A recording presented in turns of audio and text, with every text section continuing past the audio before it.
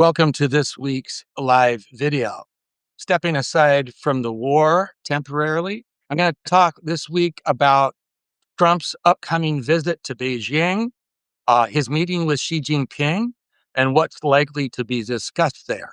Remember, that's now scheduled for May 14th to 15th. We got a sense of what's going to be on the agenda when USTR Jamison Greer spoke earlier this week on Tuesday in D.C. Greer said, first of all, that Trump is hoping to avoid, quote, massive confrontation when he meets with Xi Jinping. Greer also said that the U.S. is hoping to do a deal on rare earth with China and to get that settled before Trump even steps foot in Beijing. It would be nice not to have it come up at the leaders' meeting, Greer said, of the rare earths issue. It'd be nice if we could resolve it at the ministers' level and the staff level, and hopefully we're in a position to do that. So, no more massive confrontation between the two countries and a deal on rare earths leading to a resolution of that problem. Rather wishful thinking. As I've said before, China is in no mood to reach a resolution, quote unquote, on rare earths. That became abundantly clear last spring when China first really clamped down on rare earth exports to the US and the rest of the world. That's when it became very obvious to all of us that China's number one point of leverage over the US and indeed much of the world is its dominance of the mining, production, and processing of rare earths. That is something that China will never resolve. There will never be a resolution to that. That's something that China will maintain as a constant point of leverage that it can dust off and use to punish the US and the rest of the world whenever it feels so inclined to do so. Instead, the two sides are going to spend their time discussing a, quote, board of trade, as Jamison Greer put it. That's a mechanism that manages trade between the two countries and decides what goods at what quantities will be sold. As Greer said, the Board of Trade is, quote, going to be very concrete about the exchange of goods. Greer also said there may be discussions about a Board of Investment. As I've noted before, that's music to Beijing's ears.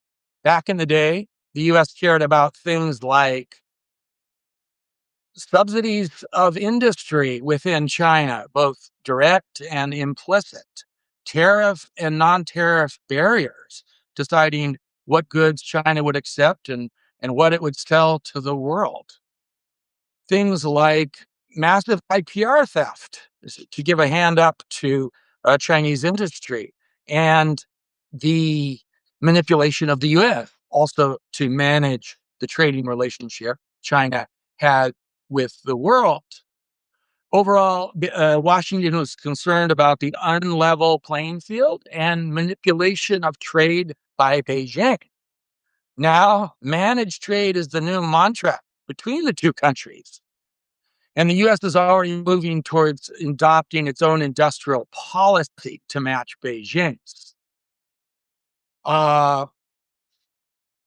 So that's much more to the speed of China's bureaucratic leaders who would much prefer to control things, including companies, the economy, and trade with the rest of the world.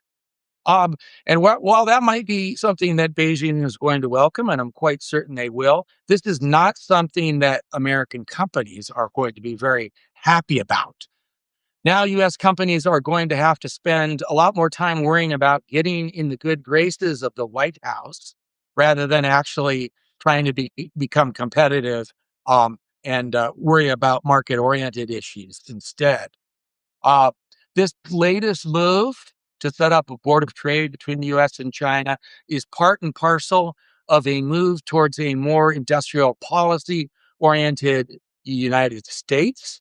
Remember, Trump has demanded that NVIDIA give a cut to the US government when it sells goods, sells its chips to China. Trump has presided over the US government taking, quote, so-called golden shares or stakes in companies including Intel and US Steel.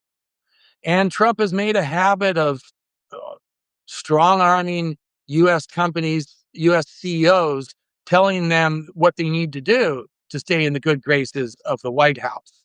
That's led to potentially questionable decisions, at least on a market basis, questionable decisions like that of Apple CEO Tim Cook to promise to invest major investment, major money into manufacturing in the US. So welcome to the brave new world of US-China managed trade. That's it for this week. One quick note. Next Thursday, there will be no live video because I will be on a plane. So tune in the following Thursday, which is April 23rd, at the same time for the next live video.